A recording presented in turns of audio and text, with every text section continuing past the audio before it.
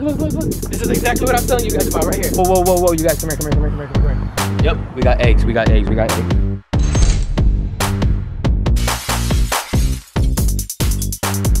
Welcome back to Blake's Exotic Animal Ranch. If you guys have not subscribed here to Blake's Exotic Animal Ranch, make sure you guys subscribe to my channel because we are the craziest exotic animal ranch here on YouTube. So you guys may have seen fish battle royales and Fortnite battle royales, but have you guys ever seen tortoise battle royales?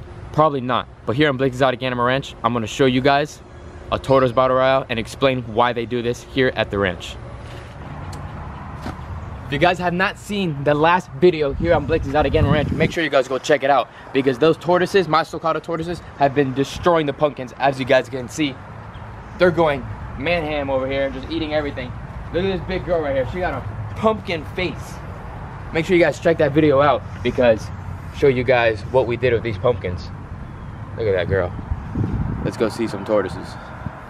So around September time here on Blake's Exotic Animal Ranch, my tortoises start breeding, and once they start breeding, the males become very aggressive and start competing with each other and fighting each other to find the best female they could find. And the reason why they do that is because they want to be the only one to find their own female. And if there's too many males, they'll fight and try to flip each other over.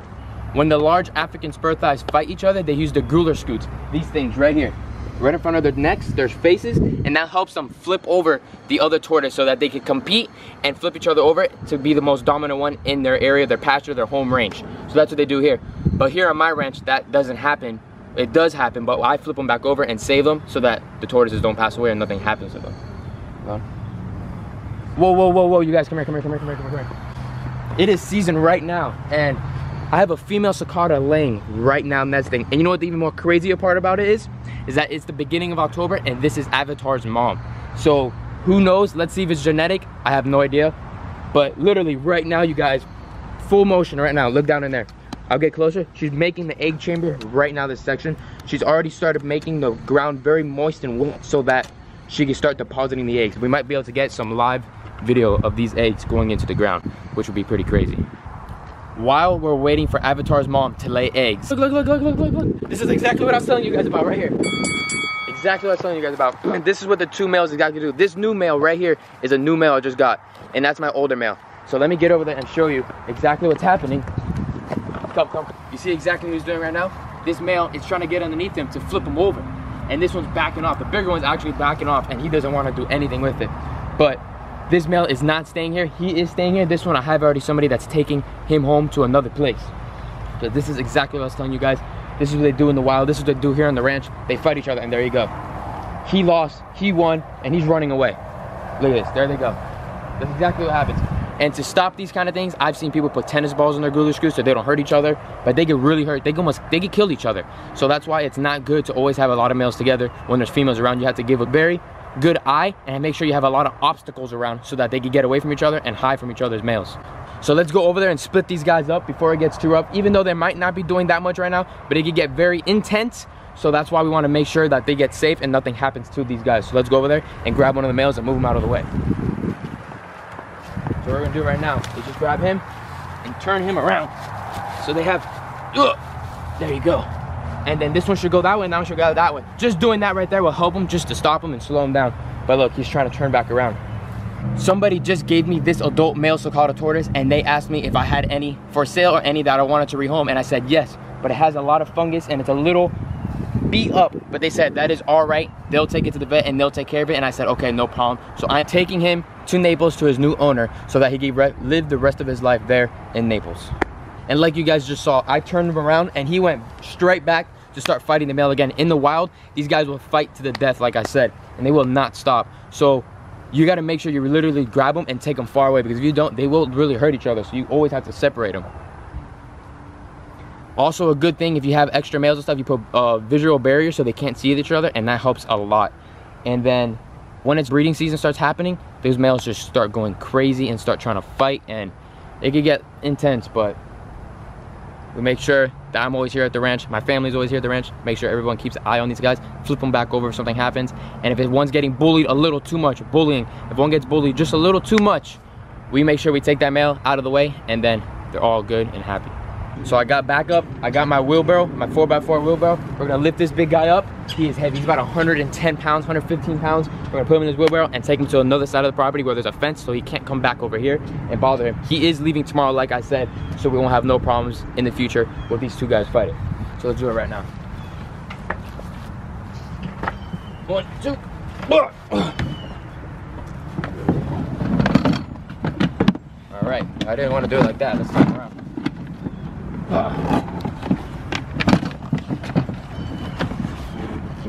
Watch his legs.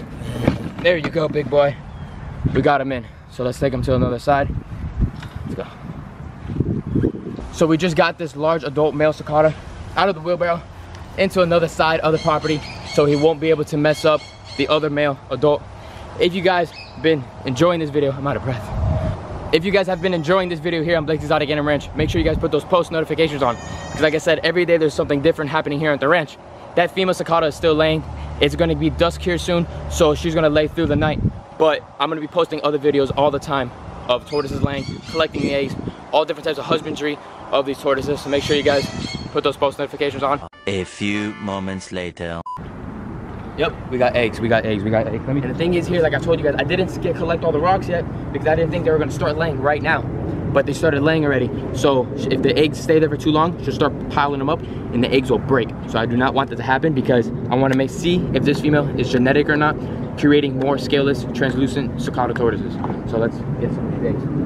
Look, you guys, come down over here. You see her pushing right now? Crazy pushing right now. I'm gonna show you right now in the back. Ready? Oh, look at that. Perfect ping pong ball eggs right there, you guys. And you see, every single time she puts her head in, she's pushing real hard and dropping the eggs into the ground. Oh my God, we have a lot of eggs, you guys. You hear them? It sounds like glass. It's insane. This right here, this is like Christmas to me. Like, it gets me so excited. In about 3 months, all these eggs should hatch. And possibly could have another avatar, I'm not sure. This is my first clutch of the season. She is pushing so much, I don't even know what, like almost like boogers. It's not even boogers though. Pushing everything out, pushing all the eggs. It's insane, the process of these guys doing. She's in a translucent thing right now that she doesn't even care that I'm in front of her getting the eggs. So let's get down there more. Keep collecting more of these eggs. Perfect clean eggs, look at that. You guys hear that noise? I don't know if you guys hear it or not, but she's actually pushing. It's insane hearing her push. Look at that, look how many eggs we're getting. I don't know how many eggs we're gonna get. Normally she lays around 18 to 20 eggs. And then look at that. There's a little bit of slime, you guys see that right there? That slime, each egg when it drops down, it's like a web. So it slows the egg down, so it lands down slowly, and then another one goes right behind it. She's been sitting here for probably around 3 hours now, nesting, and you guys hear that? It's insane. Look at this, come close right here. Listen to the noise. First clutch of the season. Today is October 3rd. Probably this video is probably go up like October 6th, but this is October 3rd. So in about 100 days, wait for the firefighters to go by.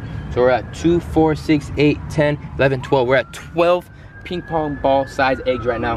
And these guys will hatch in about exactly 100 days. And my God, what is going on in my neighborhood? Do you hear this? So while she's still nesting with it, as you see, my hands are very dirty. I have cameras all around the different parts of this enclosure watching over for the eggs when they're laying so that I don't miss any clutches. But today, this morning, I saw that she was nesting and the screen was down, so I didn't see that she was in that corner, but I saw she was over here. Look, come here. They're starting. And normally when they do that, they stop, but what happens is she hit this post right here. She hit that concrete post, she didn't like it, so she decided to go somewhere else. And normally when they stop, they'll wait a day and then do it again. They'll do it every day until they find the perfect hole to do it. But her, she just, oh, let's go back with her. Jerry's over there. Look at this. That's probably the dad. Jerry's right there in front of her. I don't want him to mess her up and disturb her too much. Ugh, come on. And this is the screen I was talking about. It was down because the tortoises knocked it over and I couldn't see her in the cameras. And yeah, see how many eggs she lays, you guys. But who knows? Got my fingers crossed. We might get another avatar. If we get another avatar, that means that gene is genetic. And I don't know, you guys. I don't know what's gonna happen. Like I've said in the other videos, I didn't do that on purpose. It just happened one time. I'm not sure if it could happen again. Oh, there's another one. Oh, there's 2 more eggs in there. Yeah, you guys. Cool fun fact. My gosh, she's pushing hard. As soon as they lay, they're fine. You can turn them, you can flip them, you can do anything with that. After 24 hours, the embryo of the egg will get stuck to the side of one of the eggs. Then you can't turn anymore and the egg will die. Not like chicken eggs and bird eggs, stuff like that. You can turn them, they're always getting moved constantly. Tortoise eggs, reptile eggs, they have to stay in exactly the same spot or they will die. So right now, there's no problem, everything's good. Let me get more eggs because there are more coming out right now. Hopefully less than 100 days, you guys, I'll have a website up so you guys will be able to purchase Moll shirts, babies, everything, and there's gonna be care and everything on there to know about Sakata tortoises. You guys could always have your post notifications on for Blake Exotic Animal Ranch, and I'll always be talking about these tortoises, teaching you about different things, and then you can buy it right here from the ranch and tell me how everything grows for you guys. All right, right now, you guys, she is just about done laying the eggs. The reason why I know she's almost done is because she is putting her legs back into the egg chamber. And when she's doing that, she's packing the eggs into the hole so that she can cover the nest up. And this whole section right here will look like she's never laid or dug a hole here at all. She'll take about an hour to 2 hours to cover everything back up. It is insane because if I don't catch the eggs or her processing of making the nest in time, she literally covers it up perfectly. And I have no idea where she nests, and it's very hard to find where the eggs are. There might be one more. Nope. Yeah. You guys can see right now, see what she's doing? Putting her leg in because she's feeling for the eggs. But it doesn't bother her at all that the eggs are gone. Nothing happens at all. She just covers it all up and it's perfectly fine. I'm just gonna wait a couple more seconds to make sure she's completely done. So I got every single egg so I don't have no wild Sakata tortoises here in South Florida. You don't want that. Collect all the eggs and then I'm gonna tell you I think I just heard one.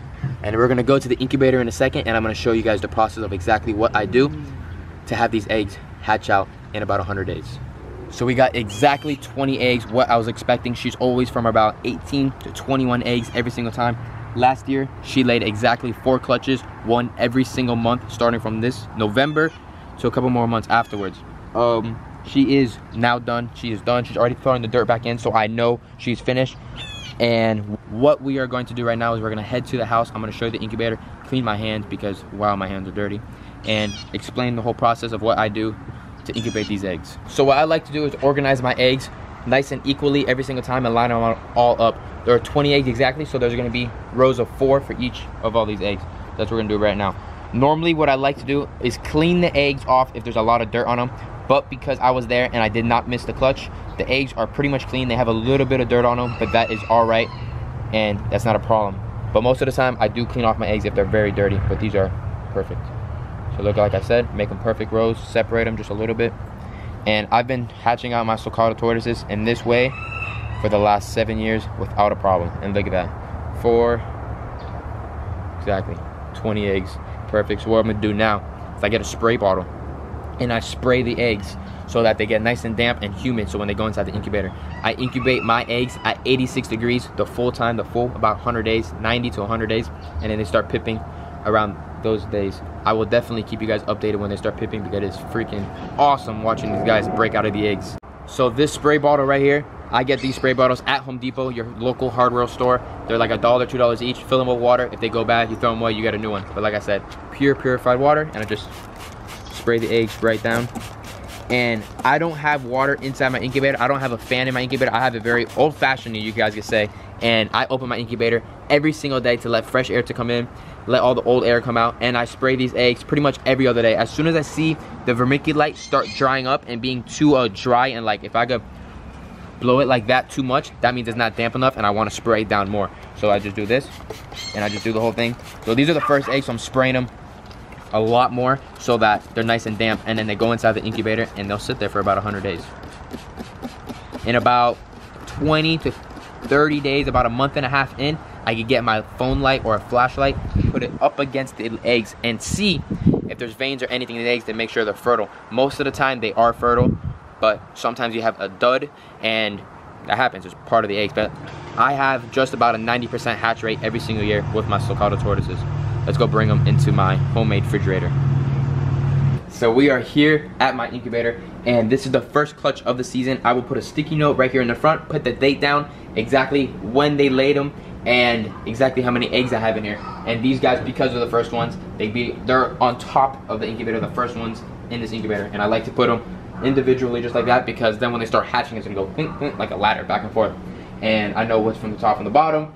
And that's just how I've been doing it for a very long time, and funny thing is this is a vitamin water refrigerator, but it works perfectly. This is my machine right here that I use to incubate the eggs. It's at exactly 86 degrees. That's where it's set it at. But if you see, the probe is at 85. 85. That's because I just opened up this incubator. There's a heat strip in the back, and that's how I control the temperature inside of here. And the probe is right here that tells me exactly the temperature inside of here. And what I do is every day I would do this, just open it up, let fresh air come in, and call it a day. And that's my technique that I've been doing for a very long time. And I hatch my sulcatas, my redfoots in here without a problem. And I'm gonna start getting a couple new incubators for different types of species of tortoises that I have, because some of them need a little bit of different temperatures. But I'll tell you guys different things about that in upcoming videos. So this is going to be the end. This is going to be the end of this video today here at Blake's Exotic Animal Ranch. These right here are 2 little African spur-thigh tortoises that have hatched out here around 8 months ago on my ranch in that incubator that you guys just saw. If you guys are liking this video, make sure you guys give this video a thumbs up. And in the coming videos, I will show you guys the process of these eggs hatching out over there. Not these, the sulcatas. So like I said, I will see you guys in the upcoming video, and I'll see you guys later.